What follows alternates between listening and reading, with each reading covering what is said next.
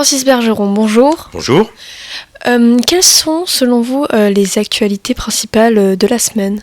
Alors, il y a d'abord la dissolution de Génération Identitaire. C'est une actualité chaude qui date de très peu de temps.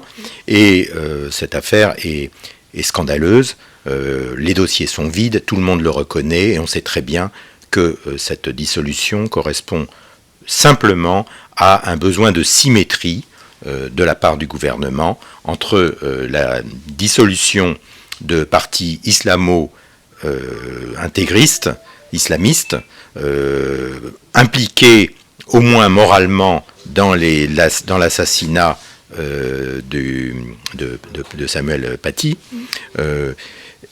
Et ça, c'est absolument pas possible d'avoir comme seul argument ce désir de symétrie, pouvoir faire avaler la pilule aux islamistes que le gouvernement est neutre ou que le gouvernement traite de manière égale les différents extrémistes.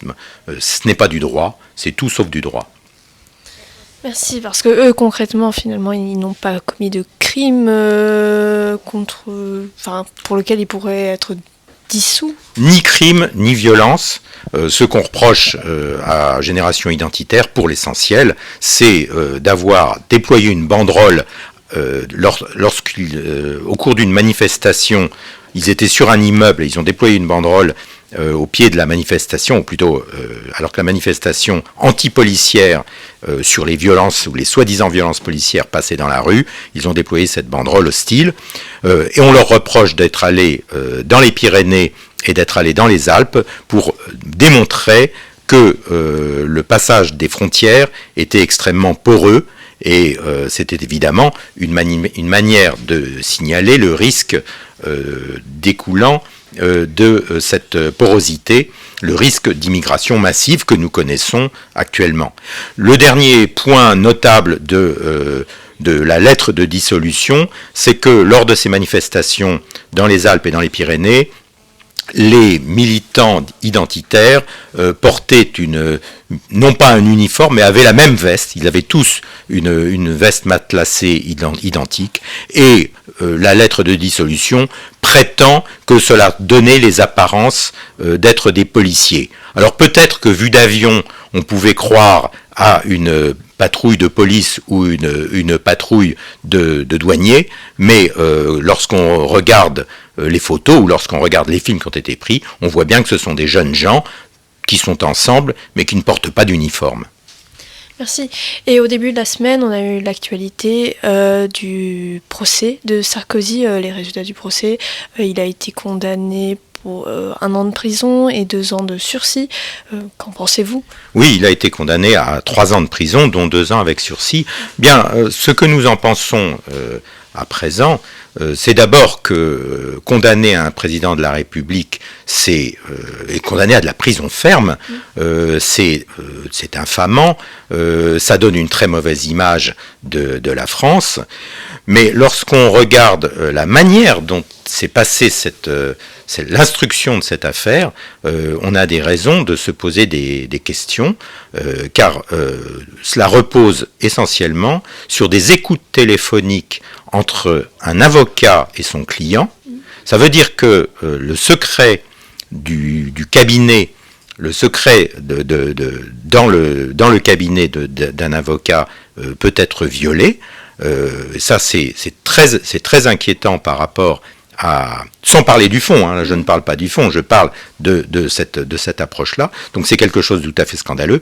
Et l'autre point extrêmement choquant dans cette décision de justice, ou d'injustice plutôt, c'est que ces écoutes ne cherchaient pas à identifier une affaire précise, c'était la technique du filet dérivant, c'est-à-dire qu'on lance des écoutes un peu partout dans l'entourage de l'ancien président de la République, et on se dit que peut-être quelque chose va sortir de ces écoutes. Et effectivement, il est sorti une discussion avec son avocat où il évoque l'affaire Bettencourt, où il évoque un certain nombre de faits, sans qu'on sache si c'est un souhait de sa part, si c'est une plaisanterie ou si c'est véritablement une recherche de corruption d'un magistrat dans cette affaire-là. Mais je dirais que je ne parle pas du fond, je parle des méthodes qui ont été employées, qui sont employées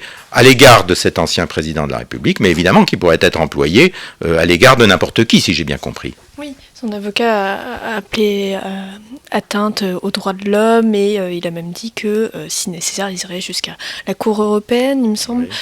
Oui. Ça paraît logique, oui, bien sûr. Ça paraît logique. Oui.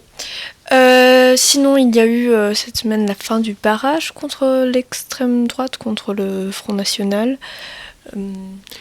Alors, est-ce que c'est la fin du barrage? Je ne sais pas. C'est Libération, le quotidien libéral libertaire, qui a fait sa une et qui a fait un dossier sur le fait que la gauche n'a plus envie au deuxième tour de voter pour Macron dans l'hypothèse où il y aurait au deuxième tour Macron face à Marine Le Pen. C'est une information intéressante. Elle est d'autant plus intéressante que la dissolution de Génération Identitaire fait que beaucoup d'électeurs de droite risquent eux aussi de ne pas voter pour Macron parce que la multiplication des dénis de justice commence à devenir forte. Et puis il y a un dernier point qui fait que à droite aussi le barrage anti-RN ou anti-Marine Le Pen pourrait céder, c'est que en 2017, beaucoup de gens de droite ont voté Macron parce qu'ils pensaient que la compétence, le sérieux, la bonne gestion se trouvaient dans le camp de Macron et que du côté de Marine Le Pen, c'était l'inconnu, c'était les risques, ça pouvait être le désordre. Or, ces dernières années, ces derniers mois, et encore sur les affaires du coronavirus, on voit que le désordre, l'incompétence, la mauvaise gestion, eh bien, le gouvernement en a fait une parfaite démonstration. Merci beaucoup Francis Bergeron.